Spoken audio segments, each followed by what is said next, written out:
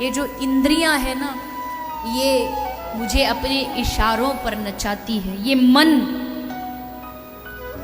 ये बड़ा चंचल है, मेरा मन बड़ा चंचल है, कैसे तेरा भजन करूं, जितना इसे समझाऊं उतना ही मचल जाए। इस मन को साधु महापुरुषों की खूब गालियां पड़ी हैं, पर फिर भी नहीं समझता, फिर भी नहीं मानता। अपनी मर्जी से चलता है, अपनी मर्जी से सबको नचाता है।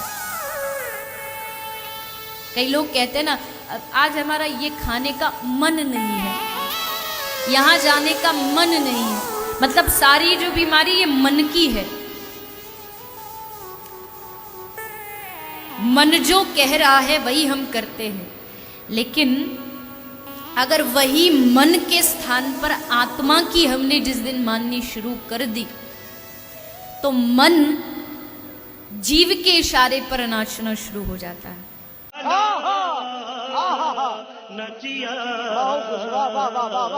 अब आप कहेंगे जी ये बातें सुनने में तो बड़ी अच्छी लगती हैं, पर ऐसा कौन है जिसने इंद्रियों पर विजय प्राप्त की हो? पागल औरत, तुझे अक्ल है? तू क्या बोल रही है? चुप, चुप हो जा, सातवीं फेल, चुप, एक शब्द नहीं बोल। बात बिल्कुल सही है। हम सब तो उस स्थिति पर न जाने कब पहुंचेंगे कि इंद्रियां हमारे इशारों पर नाचे, पर एक काम हो सकता है कि इंद्रियों को जैसा नचाना है करने दीजिए। बस एक काम करिए, इंद्रियों को हल्का सा संसार की ओर से मोड़ के थोड़ा भगवान की ओर मोड़ दीजिए। कैसे? आज आपकी रसना कह रही है, ये जो रसेंद्रिया ये कह रही है आज पिज्जा खाया जाए, आज मन कर रहा है कि आज बढ़िया चकाचक माल मिल जाए कुछ खाने को। अब क्या करोगे? अब इसने तो कह दिया, अब आपको माननी पड़ेगी इसकी। क्या करना है? बोले खाना है, लेकिन बस अपनी इंद्री को ये कह दो कि पिज्जा खा तो रहे पर तेरे लिए नहीं खा रहे, आज हम अपने ठाकुर जी को पिज्जा खिलाएंगे, उनको खिलाएंगे, उनका भोग लगाएंगे, जो उनसे प्रसाद बचेगा वो हम खा लेंगे। वाह क्या सीन है, वाह क्या सीन है। अब खाना तो आपकी है, इच्छा तो आपकी पूरी हो रही है, लेकिन करना क्या? उसको भगवान से जोड़ दीजिए कि प्रभु आप खाइए, आप ग्रहण करिए, ये आपके लिए है, जो बचेगा वो हम ग्रहण कर लेंगे। अच्छा कपड़ा पहनना है, पहले भगवान को समर्पित कर दीजिए। अच्छा बंगला चाहिए, वो भगवान को समर्पित कर दीजिए। जो कुछ है भगवान को दीजिए और फिर उनका प्रसाद समझ के ग्रहण करिए, तो चलना भी भक्ति बन जाएगा, घूमना भी भक्ति बन जाएगा, खाना भी भक्ति बन जाएगा। भाई मजा आया, और मैं ये जो मजा है हिंदुस्तान के हर व्यक्ति को देना चाहता हूं। तो दर्शकों, अभी आपने सुने जया किशोरी जी के विचार। आइए अब आपको अवगत कराते हैं जगत गुरु तत्वदर्शी संत रामपाल जी महाराज के विचारों से। इच्छाएं सबके अंदर विद्यमान है, चाहे कोई गृहस्थी है चाहे बैरागी है, और जब तक ये अननेसेसरी रिक्वायरमेंट आपके हृदय में धरी रहेंगी, अनावश्यक इच्छाएं जो तुम करते रहते हो यहाँ की बगैर ज्ञान के, तो सुख नहीं, शांति नहीं, मोक्ष नहीं हो सकता। फिर बताया है कि ये साच कहूं तो जग नहीं माने, और झूठ कही ना जाई हो, ये ब्रह्मा विष्णु शिव जी दुखिया, जिन ये राह चलाई हो। फिर बताया कि सुरपति दुखिया, भूपति दुखिया। भूपति माने पूरी पृथ्वी का शासक, और सुरपति माने देवताओं का मालिक यानी इंद्र। सुरपति दुखिया, भूपति दुखिया, रंक दुखी बपरीति हो। अब सारी पृथ्वी का शासक भी दुखी और देवताओं का राजा भी दुखी। फिर स्वर्ग में सुख कितना हो गया, कहां से हो गया? फिर क्या इसका निष्कर्ष निकाल रहे हैं परमात्मा कि कहे कबीर और सब दुखिया, एक संत सुखी मन जीती हो। अब मन जीती संत कौन होगा? जो गुरु की मर्यादा में रहता है, वो मन जीती। और परम पिता परमात्मा पूर्ण ब्रह्म की शरण में आने से, गुरु मर्यादा में रहने से इस मन पर विजय पाई जाती है। उसके लिए ये फाउल पॉइंट हैं जो आपको मर्यादा बताई जाती है। तो पुण्यात्माओं, जैसे बच्चा गेम खेलता है, खेल खेलता है, उसके लिए कुछ पॉइंट होते हैं, उनको डिस्टर्ब होने से वो फाउल हो जाता है और फाउल होते ही उसको उस गेम से बाहर निकाल दिया जाता है। तो उसका वो गेम उसके हाथ से निकल गया। तो इसी प्रकार आप जी परमात्मा के इस गेम के प्लेयर हो, इस खेल के खिलाड़ी हो। आप जी ने सभी ने मर्यादा में रहना है, कहीं फाउल ना हो जाऊं। तो इस प्रकार हम इस डर से जो गुरु मर्यादा में रहेंगे तो हमने मन जीत लिया। में याद रखना, जो दिमाग में रहता है वो दिल में नहीं रहता है, और जो दिल में रहता है वो दिमाग में नहीं आता है। अरे कहना क्या चाहते हो? दिल और दिमाग दोनों में जो आता है वो ब्रह्म है। ऐसे तो नहीं होता है। दोनों जगह घर बना ले, दिमाग में भी वही, दिल में भी वही, ये सच्चाई है। पर ये दोनों अलग अलग नाटक करते हैं, दिमाग अलग, दिल अलग, तो ये झूठ है। तो सच्चाई समझ में नहीं आएगी फिर।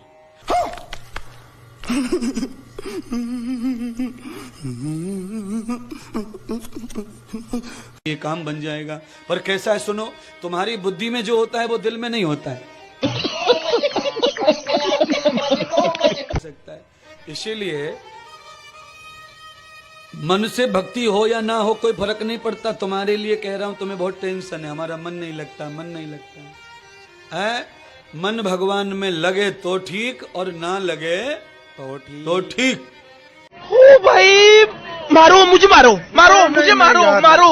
नहीं, ये मजाक हो रहा है। एक सेकंड यार, मजाक हो रहा है। बड़े बाबड़े हो, हवा चलेगी तो बाल उड़ेंगे कि नहीं? उड़ेंगे। अच्छा, हवा नहीं चलेगी तो जिएंगे कैसे?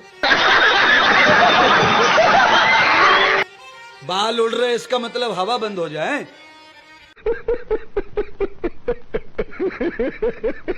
है? बाल उड़ने से जैसे हम नहीं उड़ते, वैसे ही मन के भटकने से हम भटकते नहीं। हाँ, ये सीखना पड़ता है।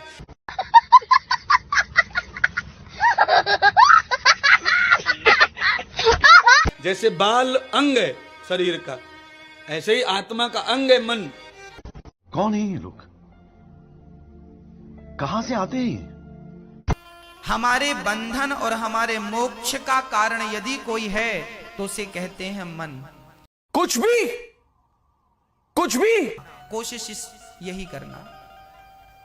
सीढ़ियां, आपके घरों में सीढ़ियां होती हैं, आप देखते हैं ना। सीढ़ी जो है ना, सीढ़ी आपको ऊपर भी ले जाती है छत पे, और नीचे भी लाती है।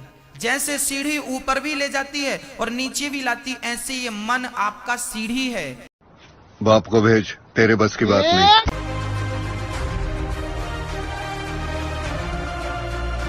तो दर्शकों, अभी आपने सुने इंद्रदेव जी महाराज और अनिरुद्ध आचार्य जी के विचार। आइए एक बार फिर से आपको अवगत कराते हैं जगत गुरु तत्वदर्शी संत रामपाल जी महाराज के विचारों से।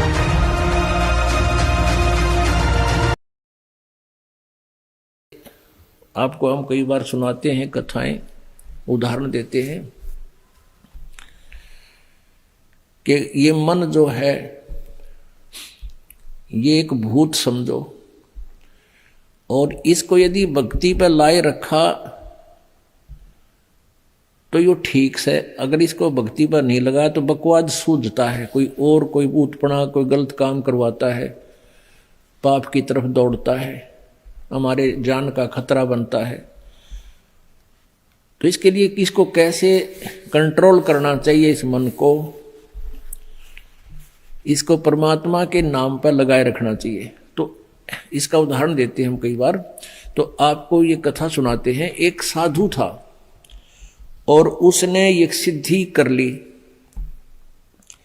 उस सिद्धि से क्या होता है कि किसी पितर को या किसी प्रेत को कंट्रोल कर लेते हैं।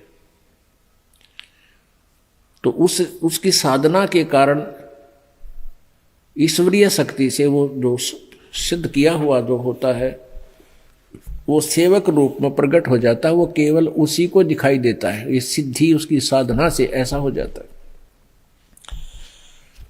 एक संत के पास, एक तपस्वी के पास ऐसी सिद्धि थी, लेकिन उसमें एक अवगुण था कि उसको अगर काम ना बताया गया, वो सेवक प्रकट हो जाता था तो सिद्धि से, तो नहीं तो वो फिर उसको हानि कर देता।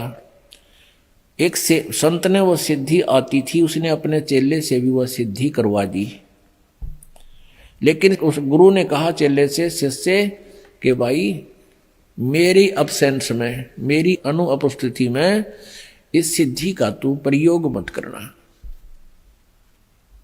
अब कुछ दिन के बाद गुरुजी चले गए सैर सपट्टे को कहीं दूसरे जगह पर।